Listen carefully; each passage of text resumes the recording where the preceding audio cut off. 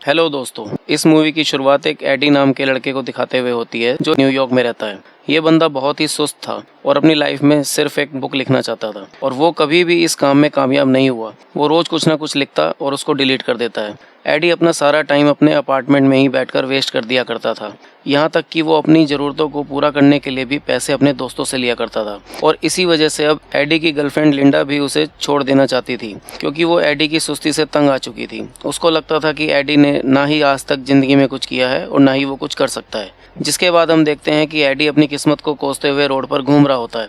तभी उसे किसी की आवाज़ आती है। वो देखता है कि वो टॉम होता है। टॉम उसकी एक्स वाइफ का भाई होता है और ये दोनों तकरीबन 9 सालों के बाद मिले थे। पहले टॉम एक ड्रग डीलर था, लेकिन अब वो किसी फार्मा कंपनी में काम कर रहा था। एडी उससे अपनी एक्स वाइफ मेलेसा के बारे में पूछता है और वो उसे बताता है कि वो किसी दूसरे शहर में अच्छी जिंदगी गुजार रही है और उसके बच्चे भी हो गए हैं। अब टॉम एडी की हालत देखकर उसे एक ड्रग ऑफर करता है। ये ड्रग अभी तक टेस्टिंग में होती है और मार्केट में नहीं आई होती। टॉम बताता है कि हम लोग अपना दिमाग सिर्फ 10% तक इस्तेमाल करते हैं, लेकिन इस ड्रग की मदद से हम अपने दिमाग का 100% तक इस्तेमाल कर सकते हैं। एडी उसे ये ड्रग लेने के लिए मना करता है, लेकिन तभी टॉम को किसी का फोन आता है और वह एडी को वो ड्रग और अपना पता देकर वहाँ से चला जाता है। अब एडी उस ड्रग के बारे में सोचते हुए अपने घर तक आ जाता है और वो फिर उसे लेने का डिसाइड कर ही लेता है और उसे खा लेता है। और वहीं अपने अपार्टमेंट की तरफ जाते हुए उसे उसकी मकान मालिक मिलती है, जो इसे किराया न देने पर काफी बातें सुना रही होती है। तभी उस ड्रग का असर होना शुरू होता है और एडी को हर चीज अलग से दिखाई देने शुरू हो जाती है। वो उन तमाम चीजों पर गौर कर सकता है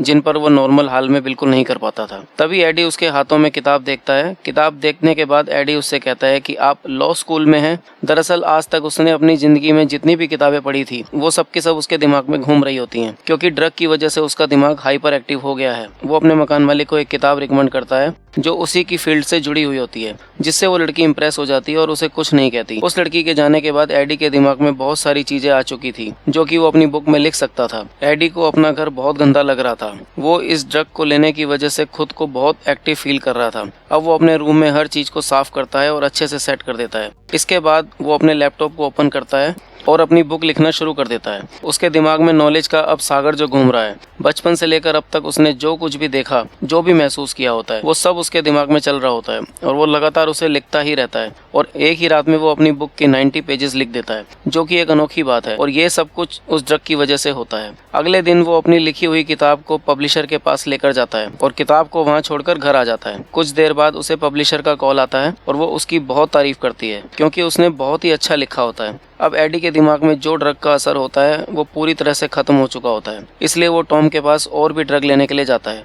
जहां टॉम उससे कहता है कि ठीक है, मैं तुम्हें और ड्रग दे दूंगा, लेकिन तुम्हें इसके बदले मेरा एक काम करना होगा। वो एडी को एक काम बताता है और एडी उस काम को कर देता है। और जब वो वापस टॉम के अपार्टमेंट में आता है तो देखता है कि किसी ने टॉम को मार दिया है। एडी पुलिस को यहाँ बुलाने से पहले ड्रग ढूंढ लेता है और उसके बाद वो पुलिस स्टेशन जाकर सब कुछ बता देता है। पुलिस एडी से कहती है कि तुम हमारे कांटेक्ट में रहना। इसके बाद एडी अपने घर आता है और वो एक बार फिर से वही ड्रग लेता है, जिससे उसका दिमाग एक बार फिर से हाइपर एक्टिव हो जाता है। उसके पास बहुत सारा नॉलेज आ गया होता है और अब वो नई से नई चीजें सीखने लगता है और अब वो बिना शर्माए हर किसी से मिल रहा था, यानी कि अब वो सोशल भी हो चुका था। अब सभी लोग उसकी नॉलेज से बहुत इंप्रेस हो चुके थे। जहां एडी को पहले लगता था कि वो कुछ नहीं कर सकता, वहीं इस ड्रग को लेने के बाद उसे लग रहा था कि वो सब कुछ कर सकता है। और इसीलिए एडी अब स्टॉक मार्केट के अंदर कदम रखता है। उसने टॉम के घर से जो पैसे लिए थे उसे वो शेयर मार्केट में लगाता है, जिससे उसे बहुत बड़ा फायदा होता है। लेकिन एडी अब और भी बड़ा आदमी बनना चाहता था, इसलिए वो एक आदमी से पैसे उधार लेता है और उस पैसे को भी एक कंपनी में लगाता है,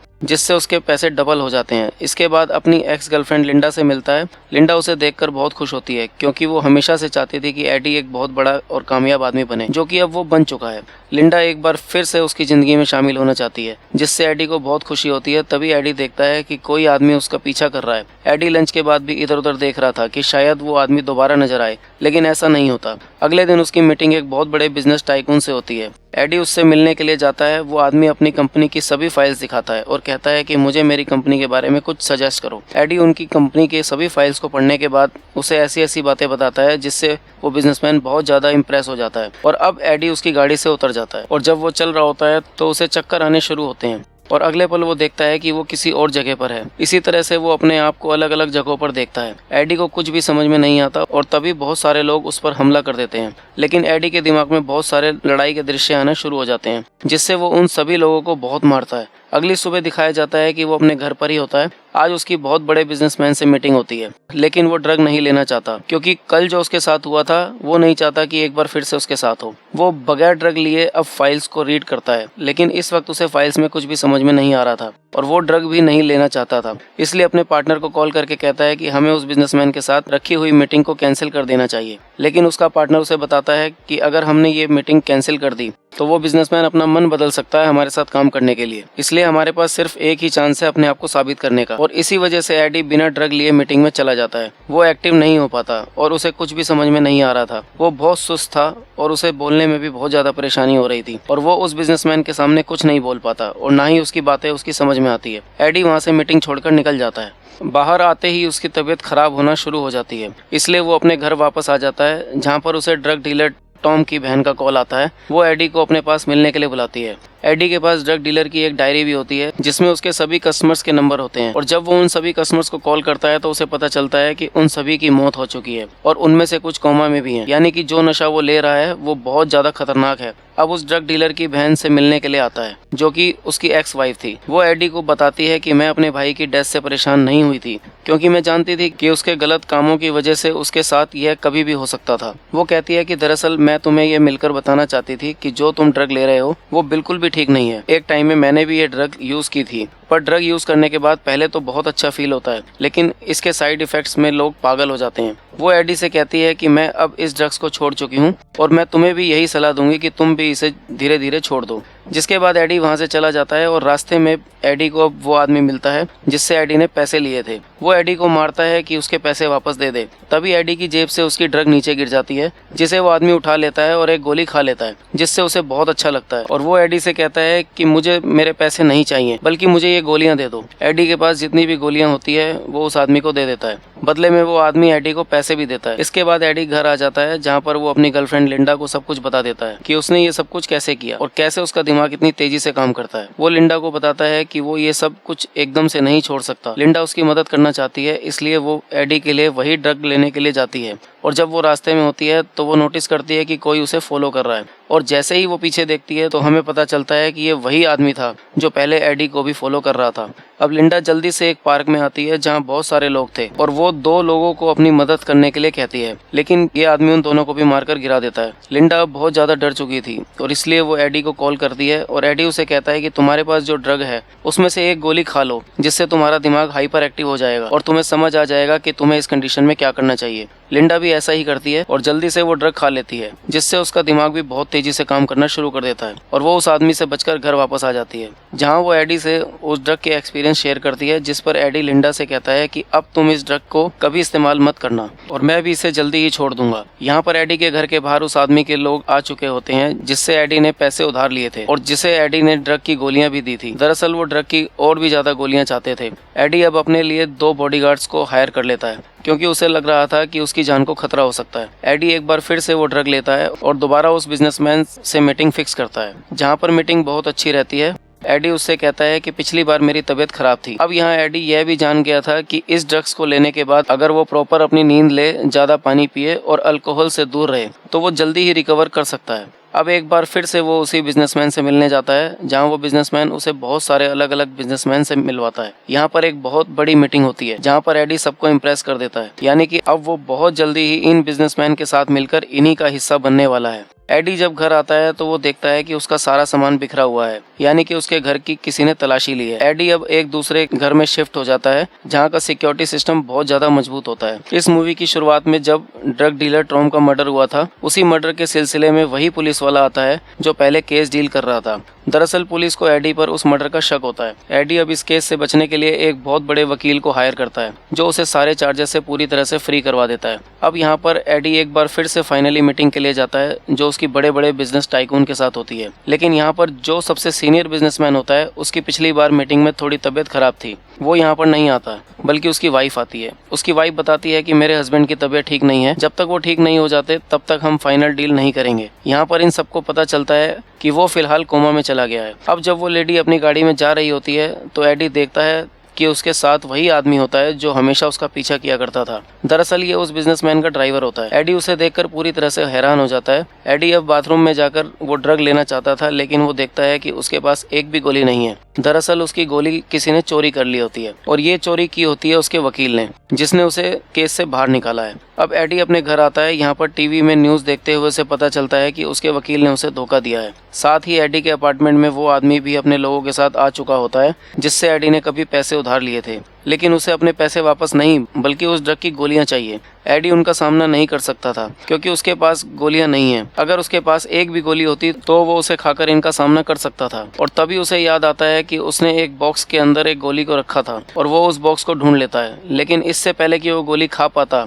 यहाँ पर वो आदमी आ जाता है। एडी के हाथ से वो गोली छूट जाती है, जिसे वो आदमी उठा लेता है और एडी को बताता है कि अगर इसे बॉडी में इंजेक्ट किया जाए तो नशा और भी लंबा रहता है, जिसका असर बहुत अच्छा रहता है और कोई साइड इफेक्ट नहीं होता। और इसके बाद वो उसे अपनी बॉडी में इंजेक्ट कर देता है। अब उसका दिमाग हाइपर एक्टिव हो चुका है, लेकिन इससे पहले कि वो कोई और हरकत करता, एडी उसे मार देता है और उसके ब्लड को चाट लेता है, जिससे उसका दिमाग एक बार फिर से एक्टिव हो जाता है क्योंकि ब्लड से उसकी बॉडी के अंदर फिर से एक बार उस ड्रग का नशा आ चुका था और उसका दिमाग हाइपर एक्टिव हो जाता है, जिससे वो यहाँ पर सभी को मारकर इस जगह से निकल जाता है। इसके बाद वो उसी ड्राइवर से मिलने जाता है जो बार बार उसका पीछा किया करता था। वो एडी को बताता है कि मेरे बॉस जो कि कोमा में थे अब इस दुनिया में नहीं रहे, उनकी मौत हो चुकी है। जो गोलियां तुम लिया करते थे वही गोलियां वो भी लेते थे, लेकिन अब उनके पास गोलियां नहीं बची थी, इसलिए वो कोमा में चले गए। एडी उसे कहता है कि वो वकील तुम्हारे बॉस के लिए काम करता था, उसने मुझसे गोलियां चुराई थी तो उसने तुम्हारे बॉस को क्यों नहीं दी। दरअसल वकील ने ही उसके बॉस को धोखा दिया होता है। और अब एडी और ये ड्राइवर दोनों मिलकर उस वकील के घर पहुंच जाते हैं, जहां पर ड्राइवर उस वकील को बांध देता है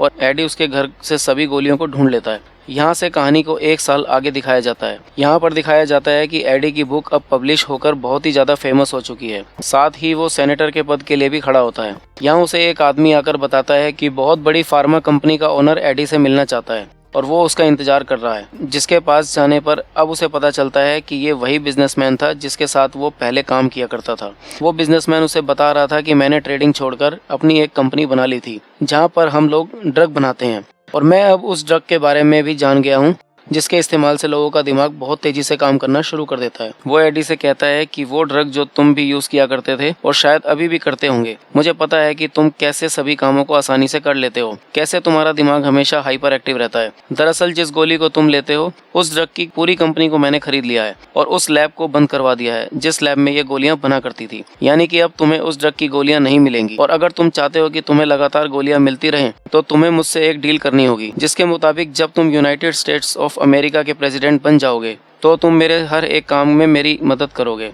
लेकिन एडी इसके लिए उसे साफ साफ मना कर देता है। वो कहता है कि मैं तुम्हारी किसी भी प्रकार से मदद नहीं करूंगा। दरअसल ये दोनों ही मान चुके हैं कि एडी आगे चलकर यूएसए का प्रेसिडेंट बनेगा, लेकिन अब एडी अच्छे काम करना चाहता है, इसलिए वो उसकी शर्त को ठुकरा देता है क्योंकि एडी जानता है कि वो उसके सहारे अपने काले धंधों को इस दुनिया में फैलाना चाहता है। एडी उसे बताता है कि जिन गोलियों को तुम बंद करने की बात कर रहे हो उन गोलियों को मैंने कब का लेना छोड़ दिया है, बल्कि मैंने अपनी लैब में उन गोलियों को मॉडिफाइड किया था और उसके सारे साइड इफेक्ट को खत्म कर दिया था और मैंने उसका एक एडवांस वर्जन बनाया था जिसे मैंने सिर्फ एक बार लिया था और उसका असर हमेशा मेरे दिमाग में रहता है और वो भी बिना किसी गोली को लिए। यहाँ पर उसका पुराना पार्टनर उसे उसकी पोल खोलने की धमकी देता है। तभी एडी उसे कहता है कि जो सामने से गाड़ी आ रही है वो आगे वाली गाड़ी से टकरा जाएगी और ठीक ऐसा ही होता है। वहाँ पर एक गाड़ी दूसरी गाड़ी से टकरा जाती है, जिस पर एडी कहता है कि मैं तुमसे 100 कदम आगे हूँ। यानी कि एडी के दिमाग की शक्ति इतनी ज्यादा हो गई है कि वो वक्त से आगे भी देख सकता है। इसके बाद वो अपने पार्टनर के दिल पर हाथ लगाता है और कहता है कि तुम्हें दिल की बहुत सारी बीमारी होने वाली है,